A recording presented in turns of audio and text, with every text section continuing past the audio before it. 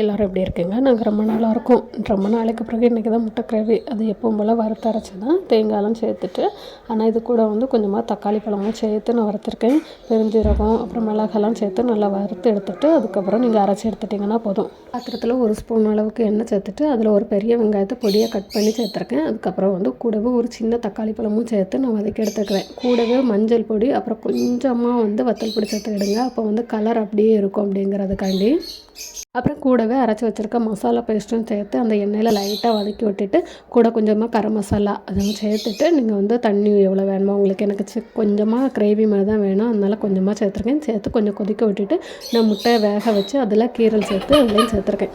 எங்கள் வீட்டு மேடம் அவங்க அப்பா வெளியே போனாங்க. கூட போகணும்னு சொல்லிட்டு உருண்டு பிறண்டு அழுதுட்டு இருந்தா. உடனே இந்த பாலை பார்த்தோன்னா கோவத்தில் தூக்கி எறிஞ்சா அது வெளியே போகலை, நேராக திருப்பி வந்துடுச்சு. அதனால அவங்களுக்கு மூணு மாறிட்டு உடனே பால் விளாடுறதுக்கு போயிட்டாங்க. நீங்கள் முட்டையும் சேர்த்துட்டு அப்படியே அந்த முட்டையை கொதிக்க விட்டு அந்த மசாலாலாம் சேர்ந்து நல்லா ஊறுற மாதிரி கொதிக்க விட்டு இறக்குனீங்கனாலே